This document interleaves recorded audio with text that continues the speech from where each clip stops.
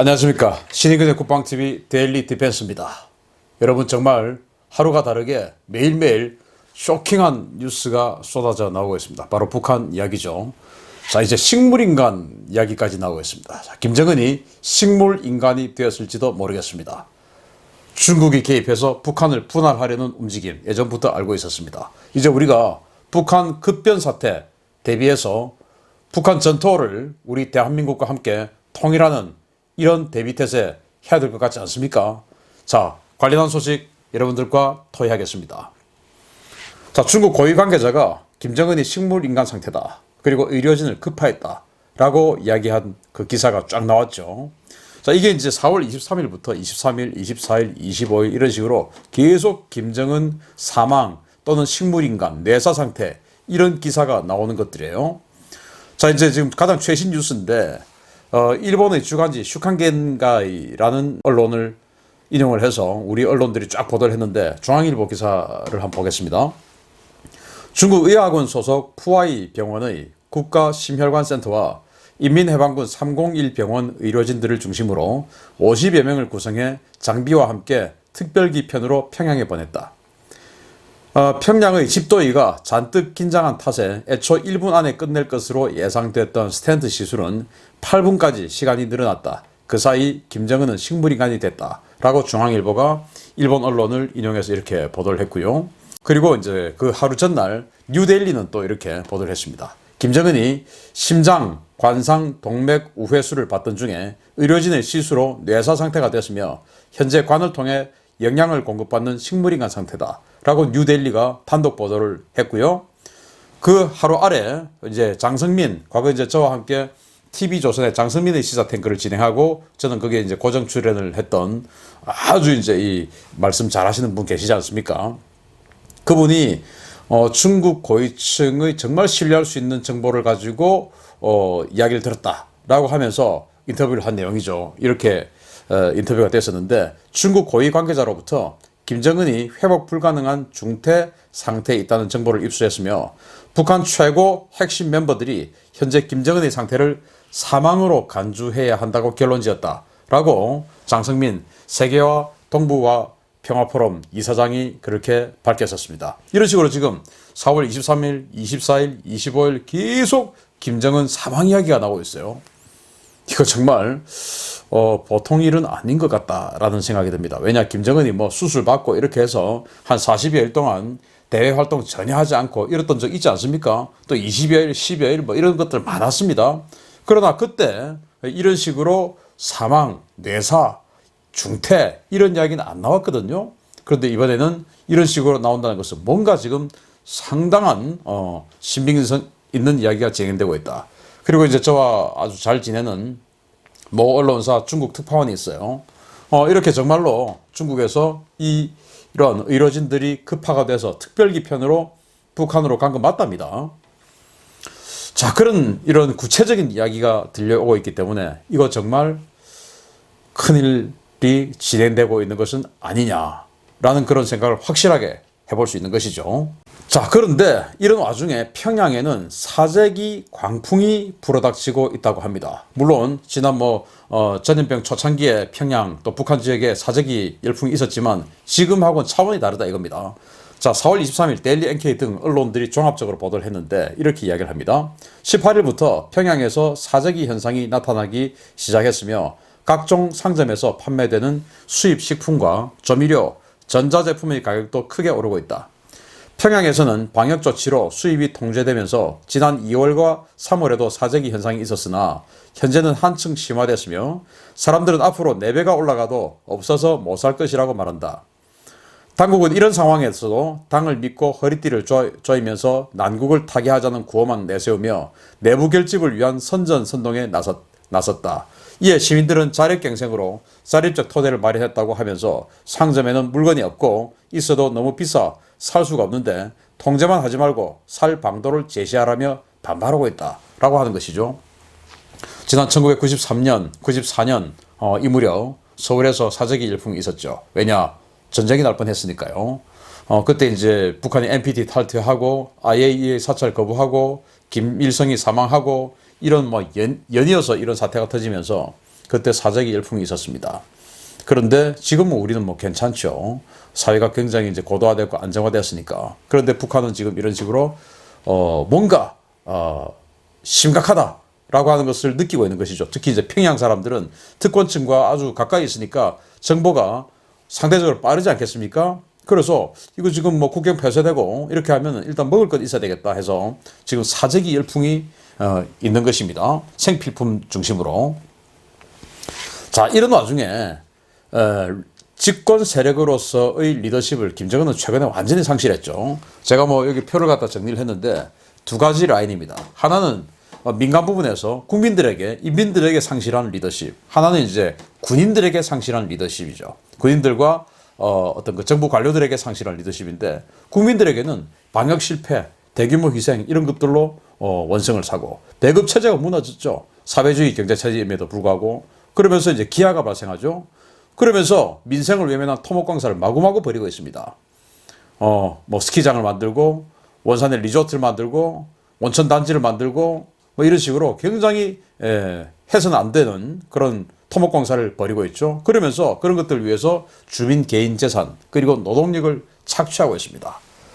관료들에게는 하급 관료들에게 먼지털이식 숙청을 하고 있습니다. 그리고 국가보안성 같은 이런 공안기구 이게 이제 한 10만 명 정도 되니까 이걸 유지하는 것을 곤란을 겪을 정도로 국가 재정이 완전히 파탄이 나 있습니다.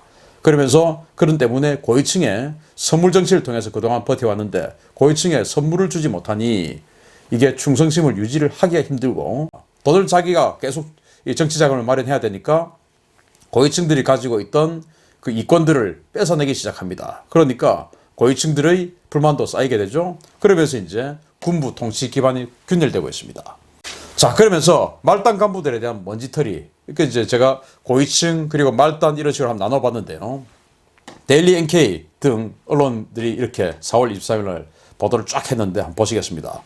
북한이 군의 부정부패와 허위 보고 등과 관련된 불시 점검과 교양 사업이 동시에 진행되고 있으며 대대적인 해임과 철칙 등 칼바람이 불 것으로 예상된다. 최고사령부 군사규율검열조는 4월 초부터 각 군부대 전반적 상태를 검열하는 사업을 불시 감행했으며 곳곳에서 당적, 행정적 처벌 대상인 비리가 발견되고 있다.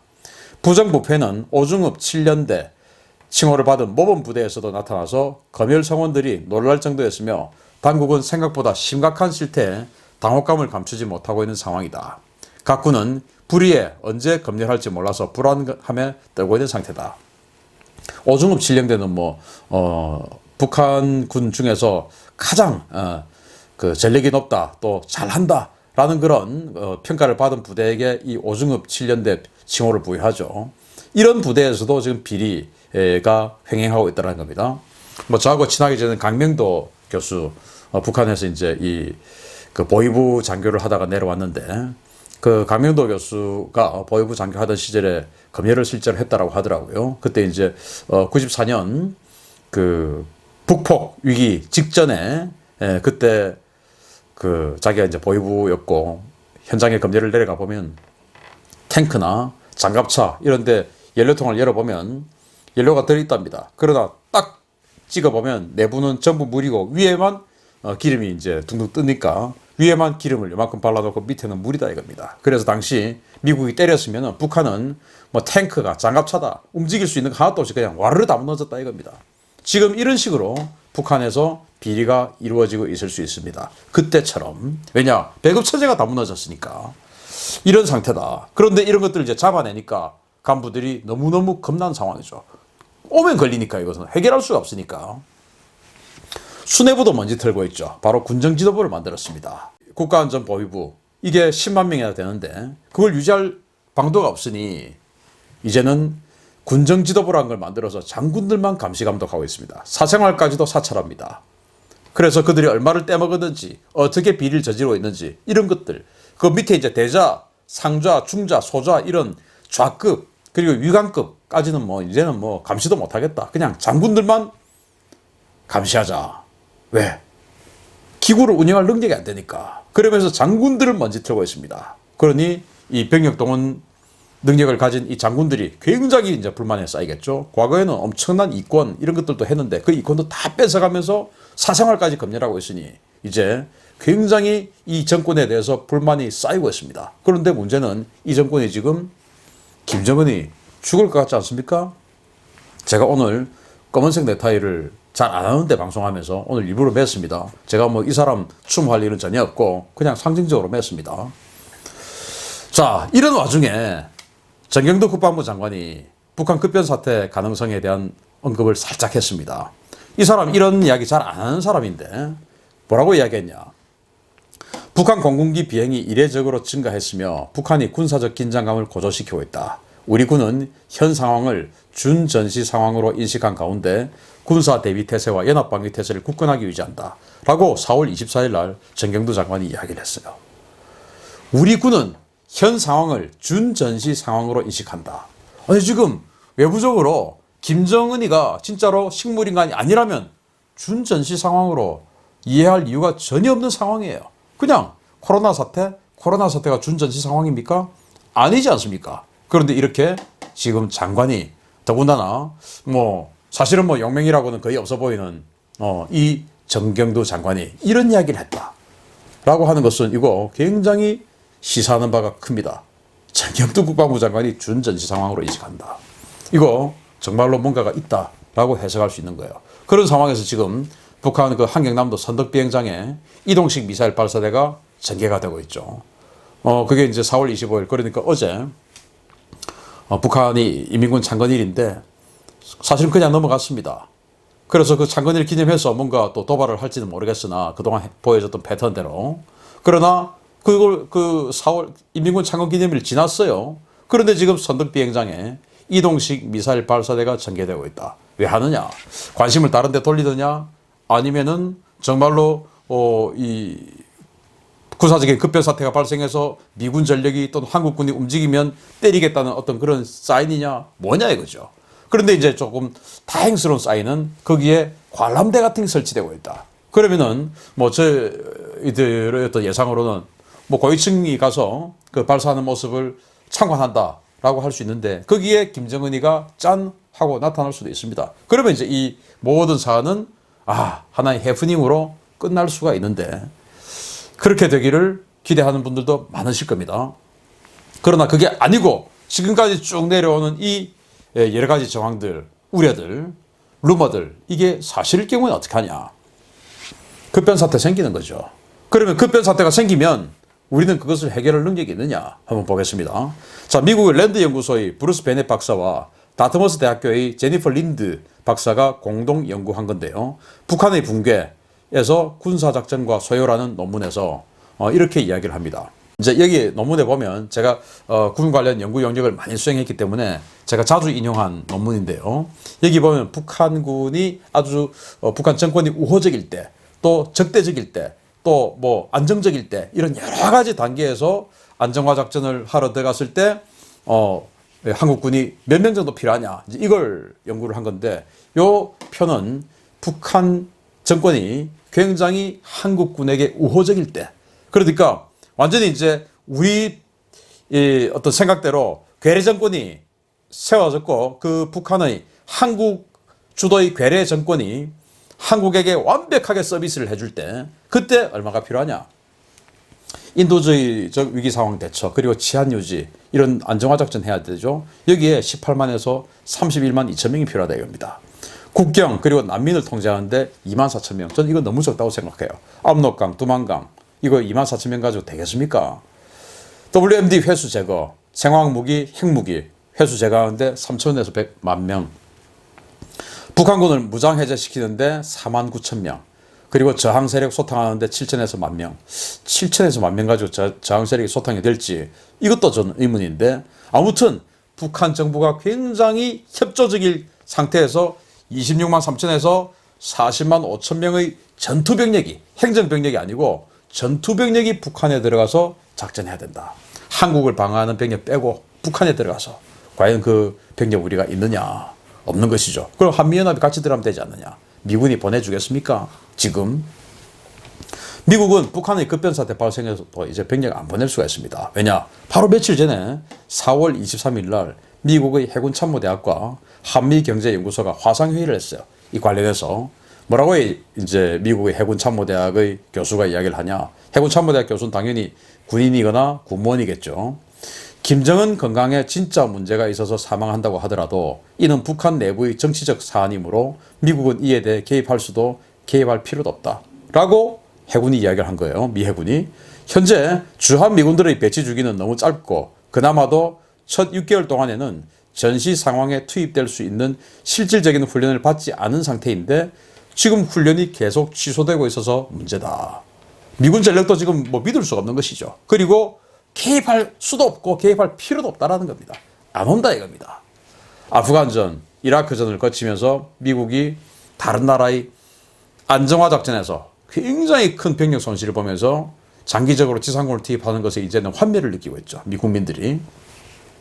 이런 상태에서 한국이라는 잘 사는 나라를 위해서 냉전도 끝났는데 여기에 아무리 자신들의 어떤 그 전략적 경쟁 대상인 중국의 코앞이라고 하더라도 여기에 정도 병력을 밀어넣을까? 그러면 중국은 또 가만히 있을까? 그렇게 됐을 때 중국하고 미국하고가 협상을 해서 어떻게 분할 통치를 과거에 베를린처럼 그렇게 잘라버리진 않을까? 라는 생각할 수 있는 거 아니겠습니까? 독일이 왜 그렇게 분단됐을 때 동독은 작고 서독은 컸겠습니까? 동독은 소련만 가지고 있었던 영역이지만 서독 지역은 그 서방 세력의 강대국들, 미국, 영국, 프랑스가 나누었다가 그걸 합쳐서 서독은 그렇게 커진 것이죠. 베를린 또 역시 나누었고. 자, 그래서 제가 군 연구 영역할 때 이 지도 많이 썼는데요. 2015년 10월 8일 날 MBN에서 단독 보도한 내용입니다. 그때 뭐라고 했냐. 원전 반대 해킹 그룹이 정부를 해킹해서 폭로한 보고서에 따르면 제임스 셔먼 한미연합사령관이 한국 합동참모본부에 중국의 제안이라면서 지역 분할 안정화군 운용 제안이라는 문건을 전달했다라고 하는 거예요. 여기에 이제 합참은 긍정도 부인도 하지 않았어요. 그런데 이제 해킹을 해서 보도가 나온 겁니다. 그래서 중국이 이제 북한이 급변사태가 되어서 무너지고 나면 당시에 이제 김정은 정권에 들어오고 얼마 안 됐지 않습니까? 그래서 급변사태 생겨서 무너지고 나면 이건 이제 관리를 해야 되는데 이렇게 관리하자라고 하면서 북한이 이렇게 나누자는 겁니다. 그냥. 자, 러시아 니들은 부동항 가지는 게 소원이 아니냐. 그리고 낮은 선봉지구에 투자 많이 했으니까 낮은 선봉지구가 있고 부동항이 있는 이 블라디보스톡 바로 옆에 있는 함경북도 러시아가 가져. 그리고 중국은 평안북도, 자강도, 양강도, 이 압록강과 두만강 유역, 이 한만 국경지역 다 가지고 그리고 중국이 함경남도까지 가지겠다 이겁니다. 그렇게 해서 동해로 바로 동북 삼성에서 동해로 바로 빠져나올 수 있는 이 물류기지를 가지겠다는 것이죠. 그리고 이 지역에 함경남도와 이 개마고 지역에 이 지하자원들이 어마어마하게 매장이 되어 있죠. 이거 지금 중국이 다 가지겠다는 거예요. 그리고 미국은 지금 북한 강원도 요거만 미국이 가져라. 그리고 한국은 황해도, 평안남도 이거 가져라. 그리고 평양특별시는 이 4개국이 공동 관리하자. 이게 중국의 제안이었다는 겁니다. 이 문건에 따르면 해킹을 해서 원전 반대 해킹 그룹이 해킹을 해서 폭로를 한 이 보고서를 보면 그렇게 되어 있더라는 겁니다. 이게 중국이 당시 한미연합사령관인 제임스 셔먼 한미연합사령관에게 제안한 내용이고 셔먼 사령관이 한국의 합참에게 중국이 이러는데 어떡할래? 한번 봐보세요. 라고 보여줬다는 겁니다. 중국의 생각은 바로 이겁니다. 이거 우리 인정할 의지, 마음 있습니까? 이게 과연 합당한 겁니까? 이거 까딱 잘못하면 이렇게 될 수 있는 겁니다. 우리가 준비하지 않으면. 자, 폭풍전야입니다. 한국군은 북한발 이 대혼란에 대응할 준비가 되어 있습니까? 전 정부, 박근혜 정부 때만 해도 이렇게 한미연합군이 북한의 안정화를 위해서 지금 이제 미 해병대 31 MEU죠. 여기하고 우리 한국 해병대하고 이런 안정화 훈련 막 하고 했어요. 우리 한국 해병대가 안정화, 그러니까 북한 치안 유지 부대 역할을 하고 이 지금 미 해병대가 북한의 난동자들로 해가지고 막 진압하고 있는 이런 훈련들을 하는 겁니다. 지금 합니까? 안 하죠. 어디 감히 지금 그런 불경스러운 일을 하겠습니까? 안 하죠. 이런 준비 해야 됩니다. 박근혜 정부만 해도 대량 탈북 사태가 발생해서 북한 급변 사태 시에 10만 명 넘어오면 우리가 수용할 수 없으니까 전방 지역에 지금 그 시설 가건물로 조립식주택으로 대량으로 빨리 만들어야 된다. 이런 이야기 국무위원회 때, 국무회의 때 10월 11일 날 2016년 10월 10일 날 국무회의에서 박근혜 전 대통령이 당시에 대량 탈북 사태에 대응해서 지금 만들자라고 제안을 했었고 이거 다 사실입니다. 그런데 지금 이런 준비가 되어 있습니까? 또 그 4년 전의 한국 군대하고 지금 한국 군대의 능력이 같다고 아무도 생각 안 하지 않습니까? 하루가 다르게 충격적인 군에서의 기강문란 이런 사고가 지금 터져 나오고 있는데 다르죠. 이거 우리 감당할 수 있습니까? 우리 지금 준비해야 됩니다. 모쪼록 북한에서 아무 일 없이 넘어간다면 뭐 하나의 해프닝이 될 수도 있고 하지만 정말로 이번 이런 루머들은 루머인지 사실이 조금씩 흘러나오는 건지 모르겠으나 이번 이것들은 너무 그동안하고 좀 다른 양상이라고 여러분들도 느껴지지 않습니까? 그래서 우리 정부는 아니다라고만 하지 말고 정말로 우리 군을 이렇게 준비하는 그런 대비태세 세워야 되고 지금이라도 한미 동맹 복원해서 강력한 한미 연합 기동훈련 그리고 이 안정화 훈련 해야 됩니다. 그리고 작게 5029에 의거해서 미군이 들어올 수 있는 그 체계 지금이라도 확립시켜놔야 됩니다. 안 그러면은 중국에게 뺏깁니다. 준비해야 됩니다. 계속 우리 같이 북한 관련한 뉴스 서치해서 같이 공유하도록 하겠습니다. 마치겠습니다. 감사합니다.